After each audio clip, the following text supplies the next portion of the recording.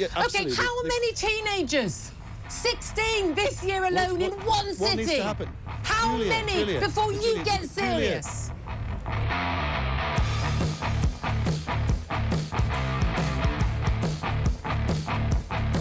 Right, now let's talk to Transport Minister Richard Holden, who joins us now. Good morning to you, Richard. Good morning, Julia. Thank you very much. Very well. Thank you very much indeed for joining us. We're going to be talking about transport announcement you've got, but you know this is an event that happened. You know, just as people are getting off getting off a bus in South London. Representative of the government today. What is your reaction, and what is the government going to help do to make sure that after 16 teenagers have been killed on the streets of London, stabbings this year alone, that this is the last one? Look, can I just say, first of all, that this is absolutely sickening crime, and my heart absolutely goes out to the friends and family of this young lady who's tragically been murdered on her way to school in London. It's just absolutely unbelievable that this has occurred. Regarding what we're trying to do in this area, we banned zombie knives back in 2016. We strengthened that legislation. No, you didn't. No, Richard, you didn't ban zombie knives. You banned the sale online of knives, big, massive machetes zombie line, which had writing on them. That you could still buy the knives. You've only just done that. And then that's what I was saying. And in 2019, we then strengthened legislation, and we're going further again at the moment in that space, because and particularly to stop the illegal importation of these knives as well, with tougher sentences. That's what the Prime Minister, I think that's what you're referring to with the Prime Minister's most recent announcement in that space. The thing is, we've also had lots of announcements about stop and search. We've had lots of announcements about how if you're caught carrying a knife, you'll go to jail, automatic penalty to the second time. The reality is most people caught with a knife, even on a second occasion, don't go behind bars. So, how are we going to tackle this issue if these youngsters are more afraid of someone else with a knife than they are of the authorities? I think this has to be two things. One, as Paul was saying just before, this is obviously about sentencing, but on the other side, it's also about everybody in our communities, if they know people are carrying weapons, getting in touch with authorities and getting these knives taken off the street and getting these individuals prosecuted. I think that's what we absolutely have to do.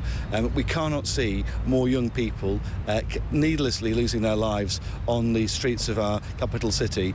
What I would say is that the police are there to prosecute people and to deal with this situation. They don't even turn up to a shoplifting, for God's sake.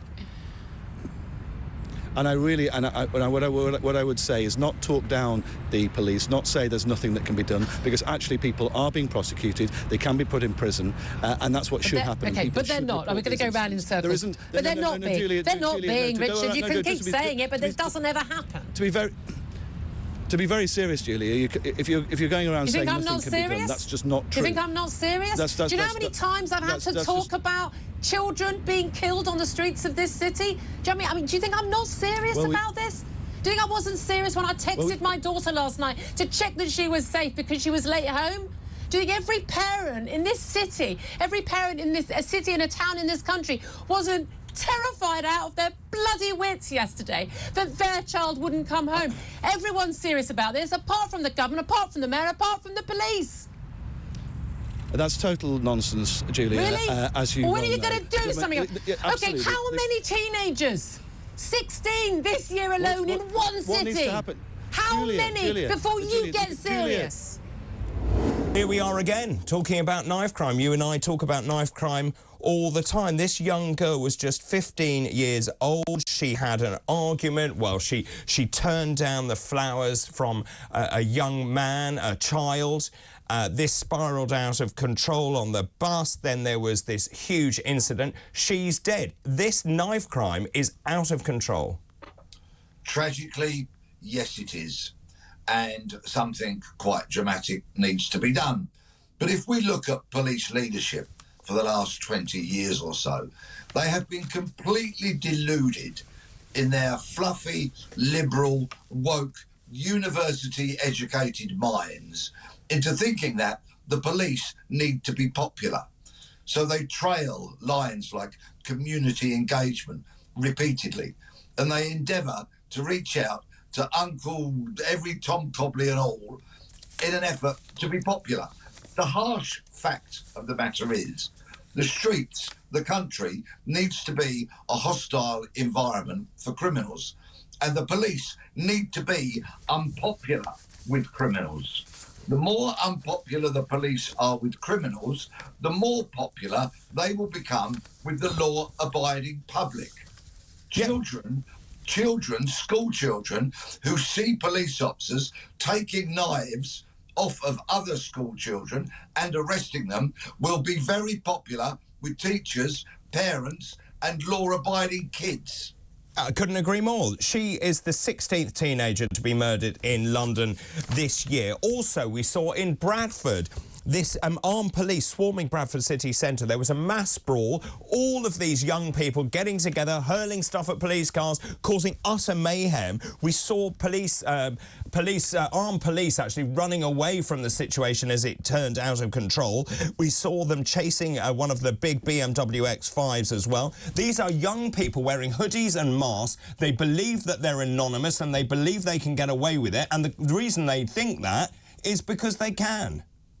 And the law-abiding people of Bradford close their doors, shut their windows and live in fear. When they see the police with shields, batons, full public order gear, put down that kind of disorder in a proportionate but firm way, then lo and behold, the police will become popular with those who abide by the laws of the land. I don't know how many times we have to be back in this story.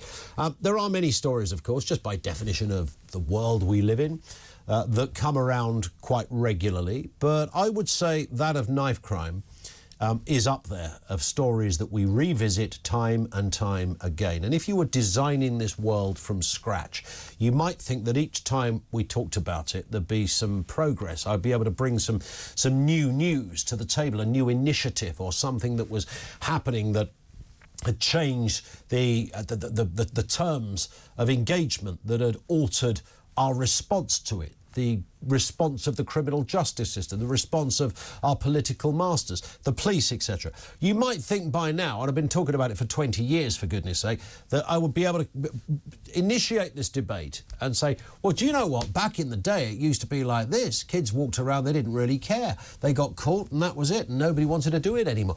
That's never happened. Doesn't matter how many times we talk about this. It doesn't matter how grotesque and disturbing the story is. Every death, in whatever manner, is tragic. Every death of a child, essentially, a 14-year-old girl, is tragic.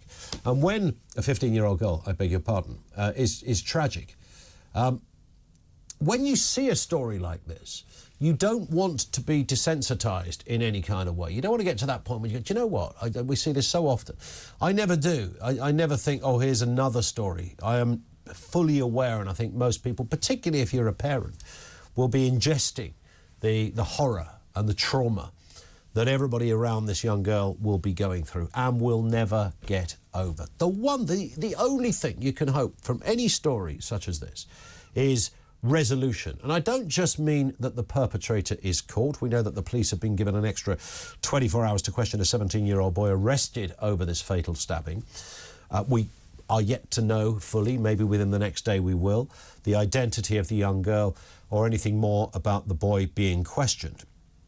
So, but it's not just that. That in itself doesn't solve the issue that I want to live in a world where we don't have the problem to begin with, where we don't have kids who are so cavalier they are happy to walk down the streets. And this is the interesting bit.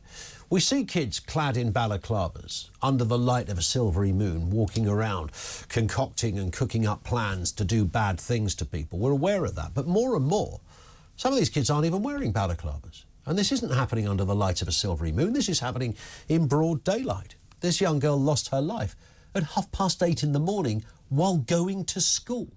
That's how brazen this story is. That's how cavalier perpetrators can be. So what is behind this? What is the root cause of knife crime? Now, there's some groupthink going on here.